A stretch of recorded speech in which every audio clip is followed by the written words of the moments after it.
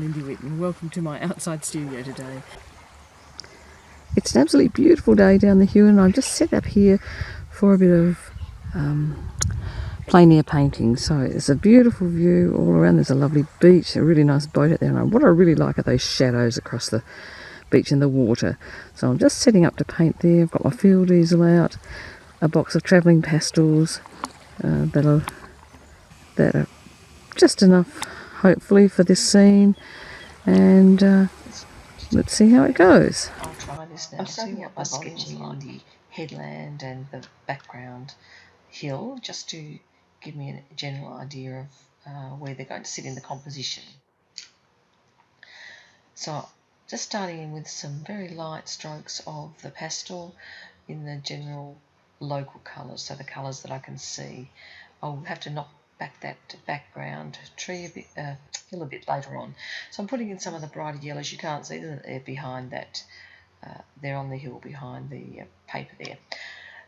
And a little bit of orange there into the headline, and then I'm going to go back into the trees that are on the headland. They're not dark enough yet, but I'll be putting in some darks later.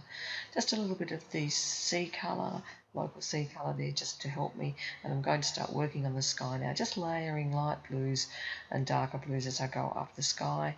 Just need to hold that paper because there's a little bit of wind blowing here, you can see. I'm just going to keep going over with those lighter blues, and though just using a pastel to blend them in.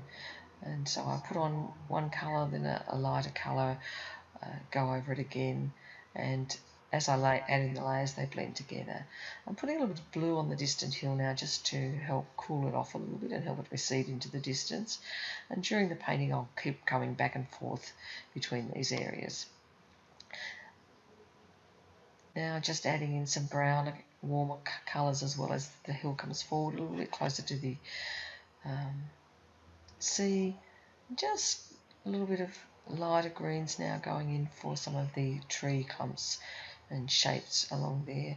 A slice of dark along the shore there, just to help differentiate the shore.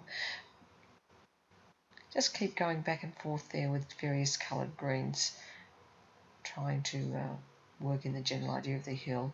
Now on the headland, I'm just going to put in some warmer colours because the headland's coming closer to us and we want it to be a little bit warmer than the background there. In they go again.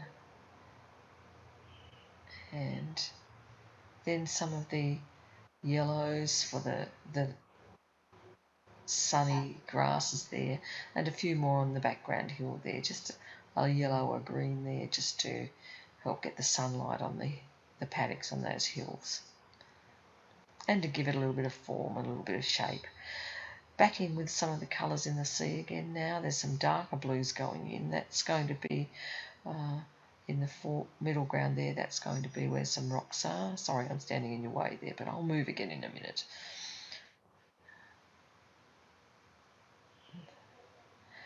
So just starting now on the beach there, I want to put in a little bit of the pinks and the purples at the water's edge there, and I'm just going to smooth them off in with my finger at the water's edge because that's where the sand's a bit wet and you get that smooth look.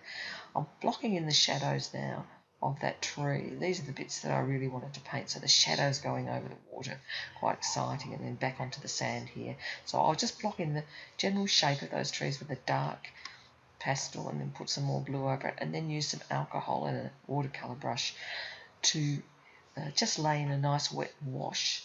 It washes the pastel into the paper and gives me an underpainting for those shadows later on, just so I don't lose them as I'm going back in with the water. I won't be able to move those colours later on. That pastel is really pushed into the paper surface, and that's really helpful as an underpainting.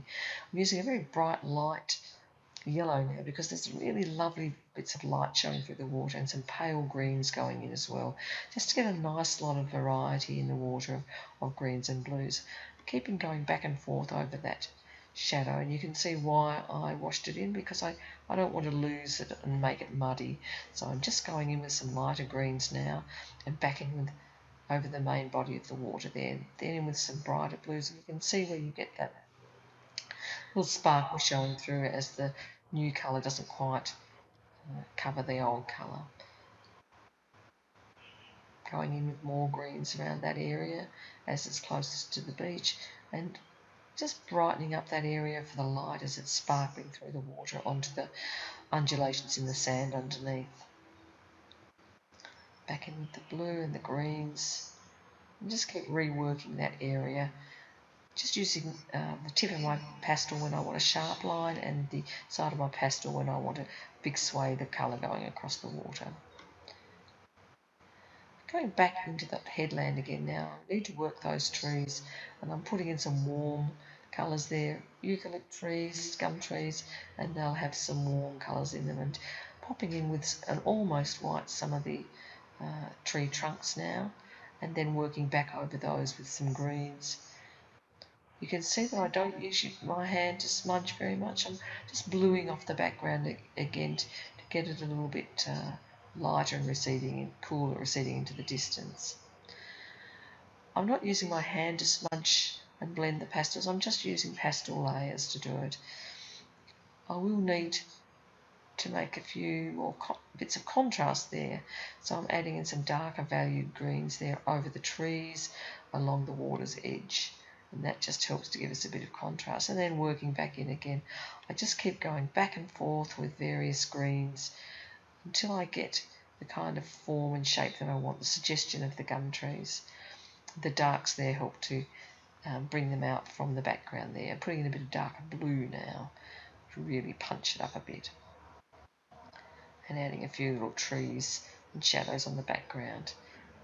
Just a few little dots of the darker colour along the shore there give the suggestion of rocks and maybe some little bits of driftwood and so on. Back in with those little tree trunks and just working on the grasses slightly there and putting a little bit of a light side on those trees now. Back in with the warmer colours and a touch along the background there, and then back in with now back into the water. I'm using some lighter blues there just to give a little bit of variety, and now I'm dropping in the reflections. I just take the colours that I've used up in the trees, drop them in a downward motion, and then adding some more darks, and just using my finger now to blend a little bit, just to get that smooth, blurry look that you get with reflections, and then a couple of water lines across there to really establish the water plane. Now I'm going to work back down here amongst the shadows, putting in some more greens. I want to work in some of the rocks now. You can see I'm just outlining some of those darker green areas with browns, and putting in now some more lighter colours for the ripples again, just working all over that shadowed area. Now I'm just reinforcing the shadows again. I washed them in the beginning to keep them there, but now I need to go back over with some soft pastel. I'm using some of the dark blue in the water as well on the shadowed area. Back in, dropping a little bit of reflection in the background there as well. And the thing with plein painting is it just keeps changing as you're doing it, and you need to be have an idea in your mind at the beginning and work towards that idea, because the light will change as time goes on. Putting in some more greens here.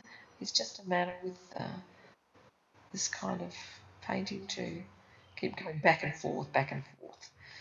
And I'm just moderating those very purple shadows there with a little bit of the darker green watercolour.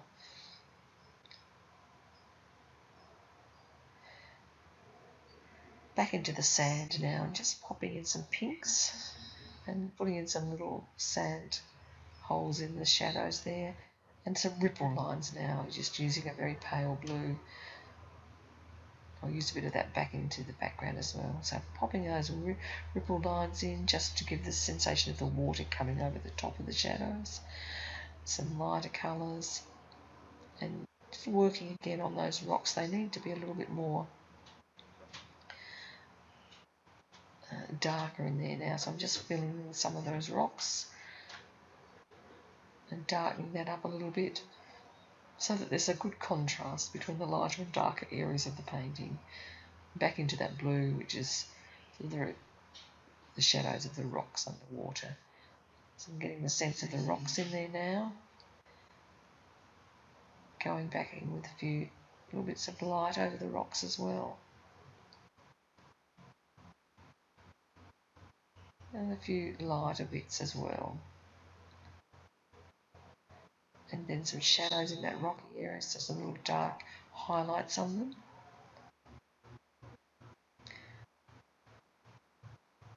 Just popping in those highlights with the darker, working over the shadowed area again in the sand, just to reinforce some of the areas. I wanted a little bit more purple going back over the rocks now for the shadow of the trees. So you can see it's just layer upon layer. These are very soft pastels I'm using. I'm not pressing hard. I want to be able to build up the layers, so I don't want to clog up the paper. Now a few ripples going to go in. These are not with pure white, they're with sort of a pale blue. Just reinforcing some of those ripples back there.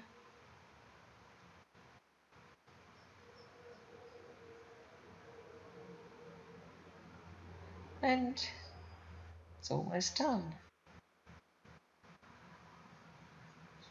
The wind will do that if you haven't got your board firmly stuck down. A little bit final touch of the lights. Sorry, I'm standing in your way again there. Just using a very lemony yellow colour just for a few lights in the water, which is what I loved about this scene, the shadows and the lights. And just touching up that shadow line there as the water comes onto the sand. And we're just almost done, just a few touches of the lights on the wavelets again.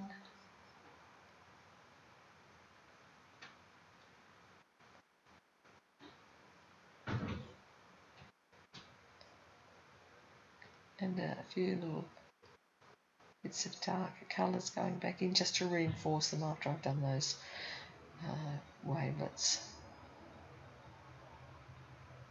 Just using the very edge of the tip of my pastel there for the little sharp lines of the branches.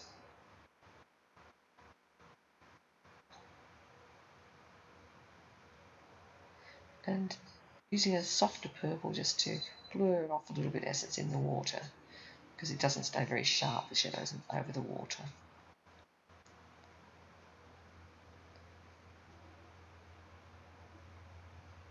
And there, we've finished. Shadows on the water at Drip Beach. See you next time.